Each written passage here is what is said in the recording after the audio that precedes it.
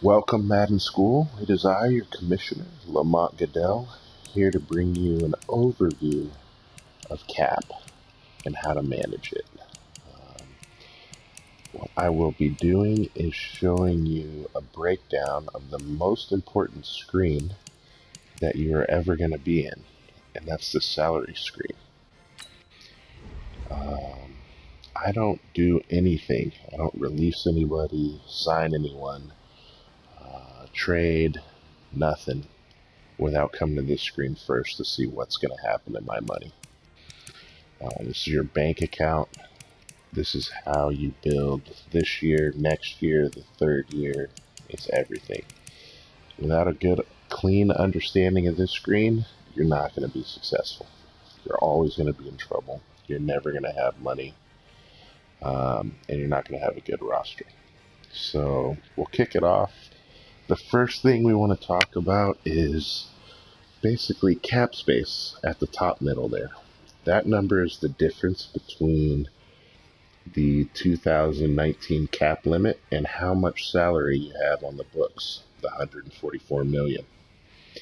So the difference between that is how much cap space you have minus any cap penalty that you have incurred this year. And I'll get into that next. Cap penalty, it comes from releasing players with bonus money. Bonus money simulates guaranteed money. You always hear that when you see all these big contracts being signed in the NFL. Oh, it's 111 million with 50 of it guaranteed. Well, that's the bonus money. What that means is it's guaranteed. Whatever happens to that player, you have to pay him that money.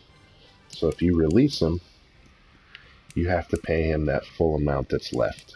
The bonus comes out every year, I believe, at week 1. They get their bonus for the year. So as we can see with Fletcher Cox, if we released him right now, we would incur a $37.9 million penalty and save $930,000 in cap space. It's not going to help you out much. Fletcher Cox is a good player. We want good players on big contracts. That's how you're going to build your roster. Brandon Brooks, you could save $5 million, but again, he's another good player. What we're going to do is look for a player that we can release. Actually, you know what? We don't need to make smart decisions. Let's just make decisions and kind of work through what happens. So, Alshon Jeffrey, 29 years old. He's got a 3-year contract. It just started. That's the remaining years, 3 of 3. He's got 17 million in bonus. So if you release him, you're gonna have to pay all 3 years of that bonus, 17 million. So let's release him and let's kind of watch where that money goes. What's gonna happen to us? So yada yada yada. It's reiterating what we already know. We release Alshon. We gotta reset the screen.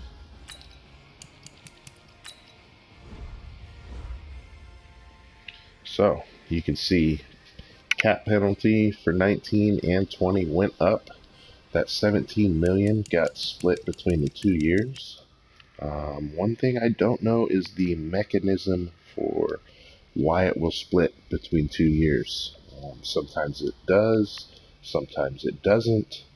Sometimes it splits it 50-50. Sometimes, like in this case, it looks like it split a little bit uneven towards 2020.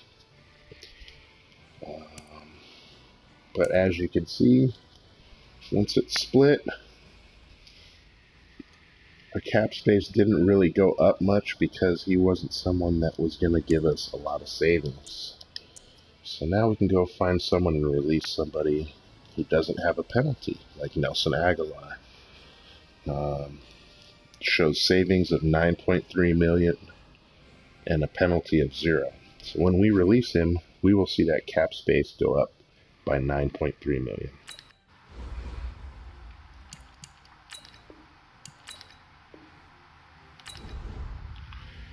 Reset the screen.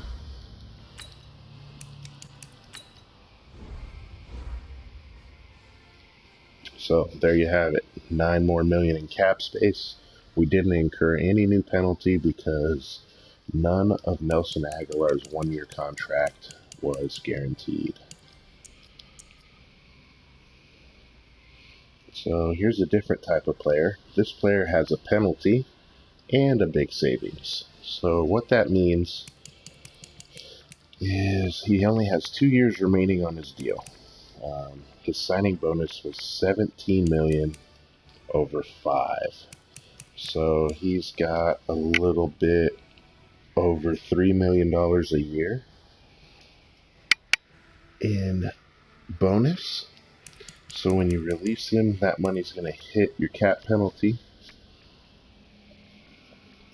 the 9.15 million. But overall, because most of his money is left in salary, you're going to end up saving 8.3 million. So let's release him and see what happens.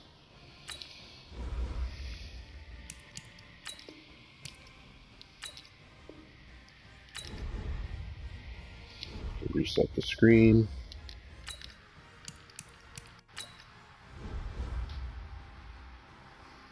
So as you can see, our cap penalties both in 19 and 20 went up, and so did our cap space because we no longer have to pay Malcolm his salary.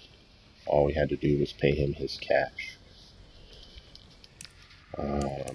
Now, am I saying when you get your team, go in there and release everybody with a big savings amount? No, we're going to make those decisions on a player-by-player basis. Who's going to continue to help us win games? Who might be getting paid more than what the productivity they bring to us on the field is? And we're going to make those decisions smart, and only when it gets us in a position to add value players to our roster because we have the cap space. Another thing I like to do is plan for the future in here. So we've got $72.5 million right now. But if you go through and you look at your contracts, let's look at Carson Wentz here. In real life, he just signed a monster extension, and you can see that here. This year, he's only making $8 million. Next year, he makes 18.7, and the year after that, $34 million. So it's escalating, and it's escalating rapidly. So we need to plan for that as we continue in this franchise, year 1, year 2, year 3. We need to have that money laying around. So what I like to do when I first get a team is kind of just go through and look at what are all the contracts I have. Are they super escalating? Here again, Deshaun Jackson, 3 up to 9 million, and then up to 11. The Eagles are kind of unique in that it's a little complicated, but in real life, Howie Roseman, the GM, does this on purpose to save cap space now. In these 2 years, the player, the GM, the agent know that they're pretty much non-existent. Howie plans on eliminating Deshaun Jackson from the team well before 2021. And they all know that. Here's another one. A lot of escalating contracts with these super high overall players. But I do see that after this year, don't have Jason Peters on the payroll. His contract expires unless I re-sign him. Isaac Seumalo, he's escalating. So this team is going to get harder and harder as the years go on, because they have a lot of good players. Good players cost money. Jason Kelsey is another situation like Deshaun, where in real life, this 20 and 21 isn't real. That would be Jason Kelsey's either going to be retired or they will do some sort of extension again in 2020 to push that big cap hit down the road to when he does retire. Brandon Brooks, by 2021, escalating big time. And he'll be 33, 34, 35. So you just need to get in here and really plan what the future of your team looks like. Not just this year, but look at the next year's coming up. Brandon Graham, another example of that Howie Roseman funny money. Same idea. He's going to keep pushing that cap hit down the road.